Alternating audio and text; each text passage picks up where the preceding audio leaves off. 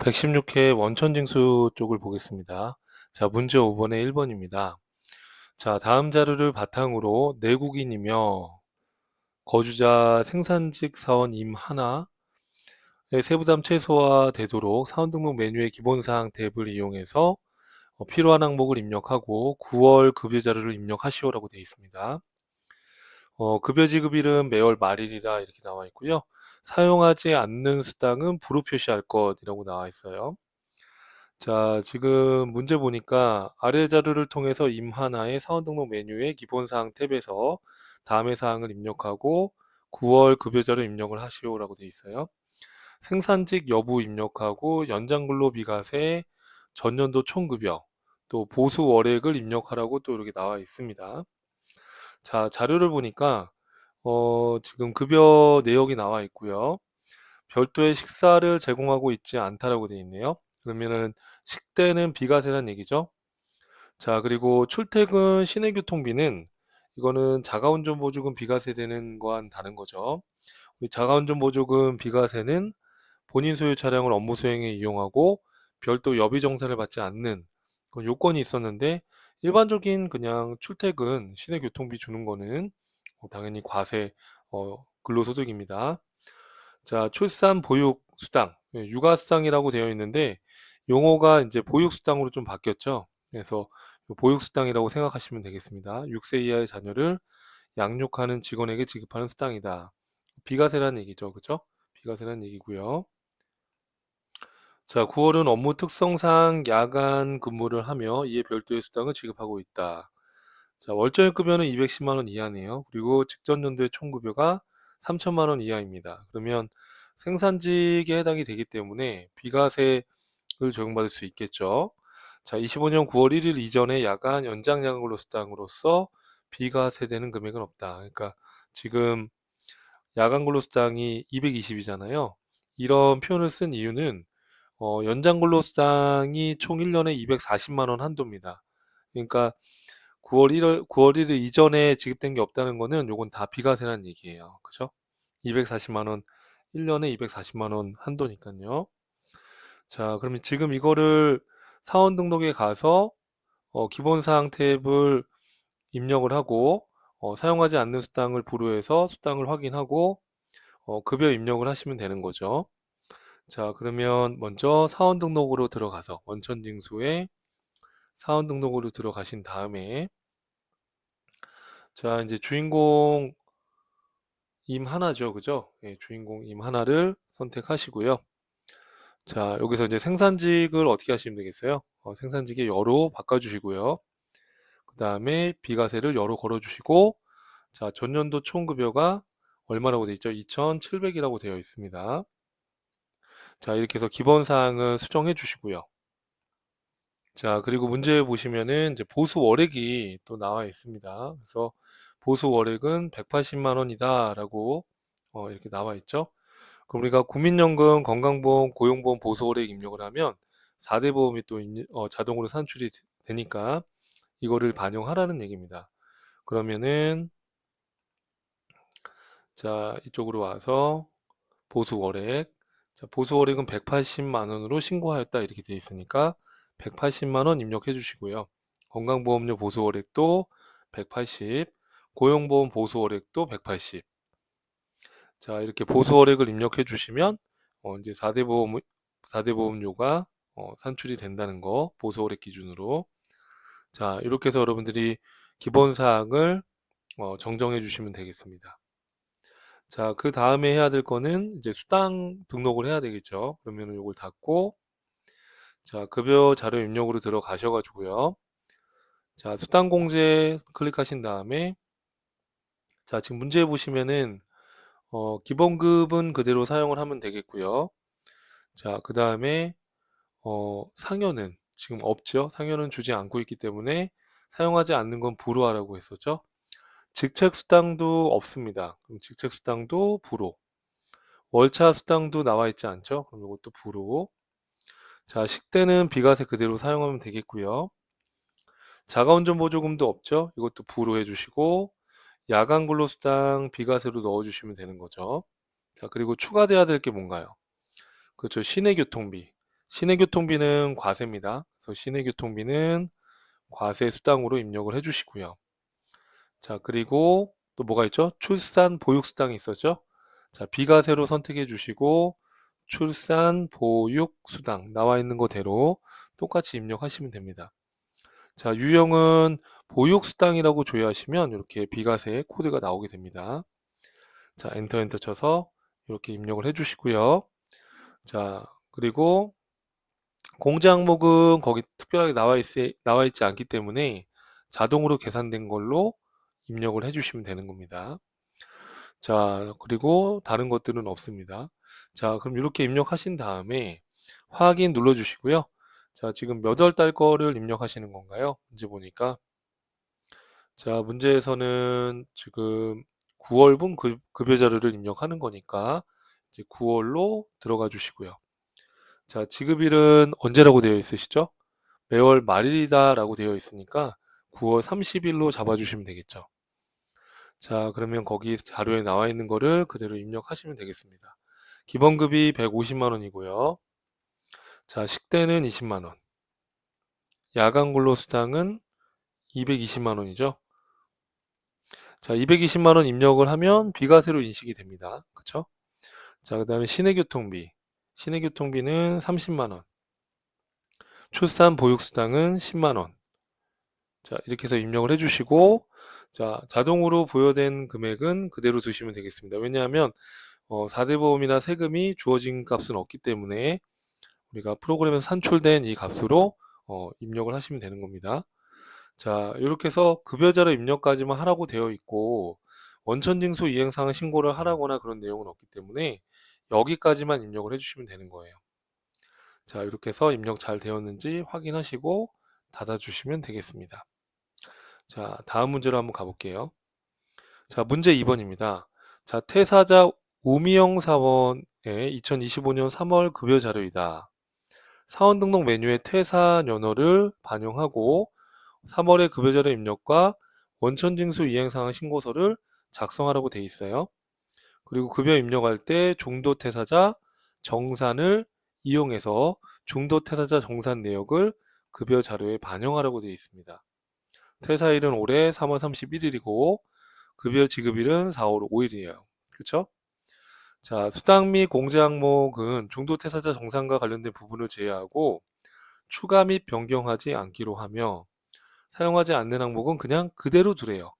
사용하지 않는 항목을 불허하는 게 아니라 그냥 그대로 두라고 돼 있고요.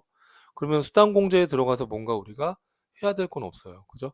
이 중도 정산 소득세하고 중도 정산 지방소득세는 자동으로 불러져 와요. 그러니까 이걸 따로 입력하실 필요가 없고요. 자, 이렇게 해서 이제 나왔고 요 뒤에는 원천징수 이행사항 신고서를 전송하는 게 나왔어요. 전자신고하는 게. 그럼 여러분도 느끼겠지만 좀 특이한 게 일반적으로 연말정산하는 문제가 한 문제가 나오는데 그게 안 나왔다는 거죠. 그래서 116회에서는 좀 특이하게 출제가 되었다라고 봐도 될 것 같습니다. 자, 그럼 이걸 한번 중도 퇴사자 연말정산을 급여 입력에 반영해서 원천징수 이행상황 신고서에 불러오는 것을 한번 해보겠습니다.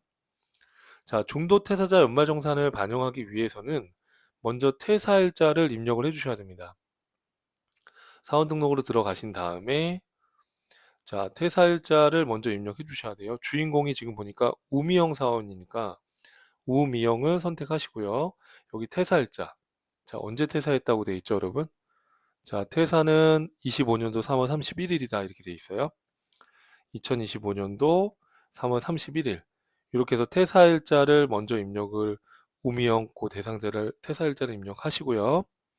자, 그리고 나서 자, 급여 입력을 해야 되겠죠? 자, 그럼 이거 닫고 급여 자료 입력으로 들어가서 자, 3월 달 거를 4월 5일 날 지급을 하고 있고요.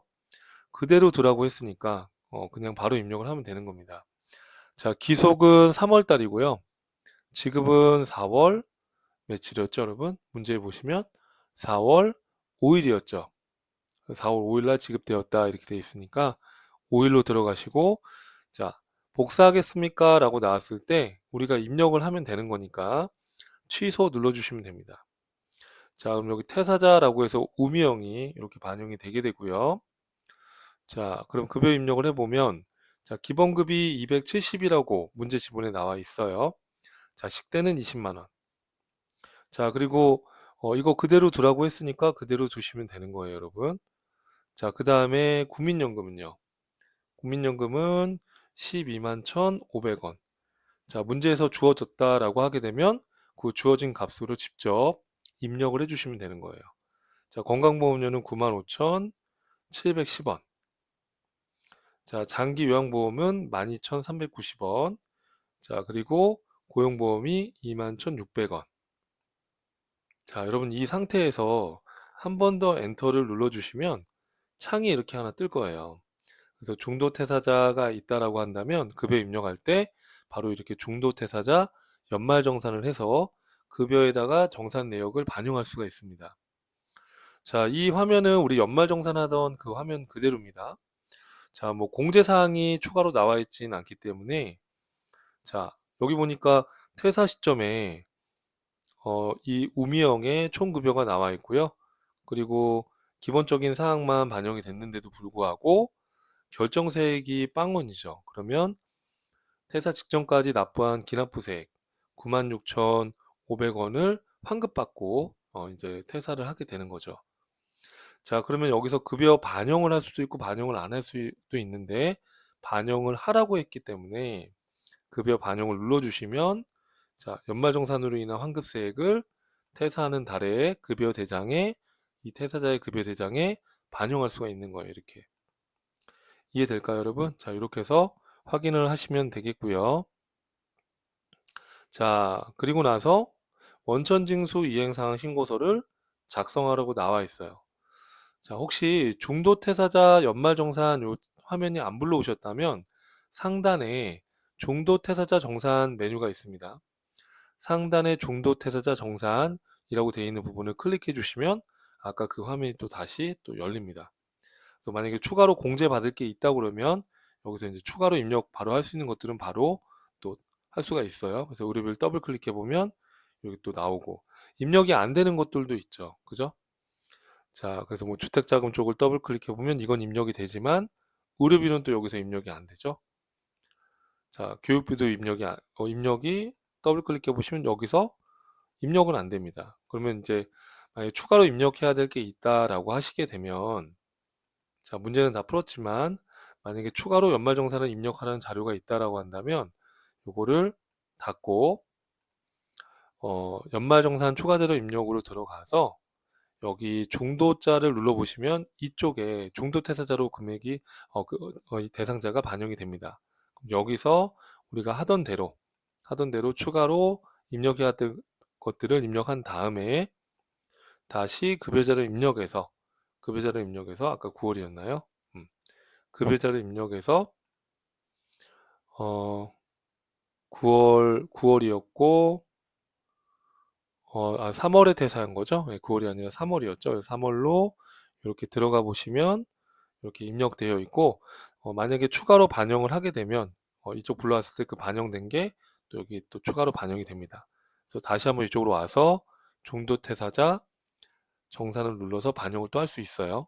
그러니까 추가 자료가 있다 그러면 지금 말씀드린 대로 연말정산 추가 자료 입력으로 가서 추가로 입력해야 될 것들을 입력을 하고 추가로 입력해야 될 것들을 여기 중도 퇴사자 탭에 들어가면 있으니까 추가로 반영해야 될 것들을 더 하고 그리고 이 데이터를 급여 입력에서 입력할 때 중도 퇴사자 정산을 눌러서 다시 추가 입력된 것들까지 포함해서 이제 불러오게 되는 거죠. 그렇게 해서 또 반영을 할 수도 있습니다. 참고하시라고 말씀드린 거예요. 자, 이렇게 해서 중도 퇴사자 연말정산까지 했고요. 자, 이렇게 했고 자, 원천징수 이행사항 신고서를 작성하라고 되어 있으니까 자, 이걸 닫고 자, 원천징수 이행사항 신고서 자, 여기 세 번째 줄에 있습니다. 요거 들어가서 자, 기간은 3월 기속거를 4월에 지급한 거니까 기속은 3월부터 3월, 지급은 4월부터 4월. 이렇게 해서 들어가 주시면 이렇게 중도 퇴사자 연말정산 데이터가 있을 때는 그 총 금액, 그러니까 중도태세자의 연말정산한 총 급여액 여기 반영이 되고 중도태세자 정산한 금액이 이쪽으로 이제 불러오게 됩니다. 지방소득세는 여기 원천징수 이행상환신고서에 불러오는 게 아니고요. 지방소득세는 따로 서식이 따로 있어요. 그래서 우리는 지방소득세는 이쪽에 반영되는 건 아닙니다. 그래서 소득세에 대해서 이렇게 이제 불러왔고요. 자, 이렇게 해서 마무리해 주시면 되는 겁니다. 자, 만약에 문제에서 지금 이렇게 환급받은 금액을 환급 신청하기로 한다라고 하게 되면 여기 21번에 환급 신청액에다가 차기 2월 환급될 세액을 입력해서 환급 신청 값을 반영할 수도 있는데 지금 문제에서는 환급 신청한다는 얘기는 없죠. 그러니까 이렇게 해서 입력을 해주시면 되겠습니다. 자, 그리고 이걸 닫을 때 저장하겠습니까? 라고 나오면 얘를 눌러주시면 되는 거예요. 자, 이렇게 해서 중도태사자 정산까지 반영을 한번 해봤고요. 자, 그 다음에 또 나오는 게 뭐죠, 여러분? 자, 이번에는 특이하게도 보통은 부가가치세 전자신고하는 게 나오는데 원천징수 이행사항 신고 전자신고하는 게 나왔죠. 자, 흐름은 부가가치세 전자신고하는 거랑 비슷합니다. 자, 그러면 지금 보니까 10월 달 거 10월 달 지급하는 건데요. 여기 보니까 위 자료를 바탕으로 원천징수 이행사항 신고서가 작성되어 있답니다. 그래서 마감을 하고 전자신고를 해보라는 얘기예요. 자, 그럼 원천징수 이행사항 신고서를 들어가서 확인을 해볼 수 있겠죠. 자, 지금 기간이 어떻게 되어 있죠, 여러분? 기간은 10월 달 겁니다. 그래서 10월부터 10월로 들어가 주시면 되겠고요. 자, 원천징수 이행사항 신고서 3번입니다. 그래서 10월에서 10월로 들어가 주시면 되겠고요. 자, 지급도 문제 보시면 10월이죠. 그래서 지급도 10월에서 10월로 들어가 주시면 지금 문제에 나와 있는 근로소득 2명에 대해서 700만 원, 그리고 25만 4,440원 이렇게 지금 자료가 불러줘 온 거예요. 그쵸? A01 코드면은 여기 보시면 A01 이 간이세 칸에다가 이제 불러온 거죠. 자, 그럼 이걸 전자신고하기 위해서는 마감을 해주셔야 됩니다. 그래서 자, 마감을 클릭해 주시면 됩니다. 마감을 클릭해 주시고요. 자, 그리고 나서 요걸 닫고 자, 여기 원천징수 메뉴 안에 전자신고 메뉴가 있어요. 자, 이걸 클릭해 주시고요. 자, 그 다음에 납세자 전자신고를 클릭하라고 돼 있고 지급기간은 우리가 언제였어요, 여러분? 그죠? 4월 달에 지급했으니까 4월이 아니라 여러분 10월 달에 지급했으니까 10월부터 10월로 이렇게 들어가 주시면 마감한 데이터가 이렇게 불러올 거고요. 자, 요거 체크된 상태에서 제작 눌러 주시면 전자 파일 신고 내역이 제작이 된 거예요. 자, 확인 눌러 주시고요. 확인 눌러 주시고 자, 비밀번호는 몇 번으로 하라고 되어 있으세요? 보니까. 자, 비밀번호는 1, 2, 3, 4, 5, 6, 7, 8, 9라고 명시되어 있으니까 그대로 하시면 돼요. 1, 2, 3, 4, 5, 6, 7, 8, 9 이렇게 해서 확인 눌러주시면 되겠고요. 자, 암호화되었다라고 나오고 자, 홈택스 바로가기로 가서 자, 이 부분부터는 우리 부가가치세 전자신고하는 거는 동일합니다. 이 절차에 대한 거는 X표로 닫고요. 자, 찾아보기 누르신 다음에 자, C 드라이브의 맨 밑에 보면 이렇게 파일이 나와 있고요. 이 파일을 열기 눌러주시고 자, 그 다음에 순차적으로 클릭해 주시면 되는 거예요. 형식 검증하기 클릭하시고 자, 날짜는 1, 2, 3, 4 뭐였었죠? 1, 2, 3, 4, 5, 6, 7, 8 1, 2, 3, 4, 5, 6, 7, 8 그래서 확인 눌러주시고요. 1, 2, 3, 4, 5, 6, 7, 8, 9네요. 1, 2, 3, 4, 5, 6, 7, 8, 9 확인. 자, 그 순차적으로 형식 검증 결과 확인, 내용 검증하기, 내용 검증 결과 확인, 전자 파일 제출, 그 제출하기, 그리고 확인까지 눌러주셔야지 제출이 된 거죠. 자, 이렇게 해서 여러분들께서 닫기 눌러주시면 되는 거예요. 자, 여러분 이해하시겠죠? 그래서 특이하게도 116회 기출문제는 연말정산 추가자료 입력이 안 나오고 이렇게 원천징수 전자신고하는 거 그리고 중도 퇴사자 연말정산하는 게 나왔다는 게 좀 특이한 회차였습니다. 자, 116회 원천징수와 관련된 문제를 풀어봤습니다. 또 다음 강의에서 뵙겠습니다.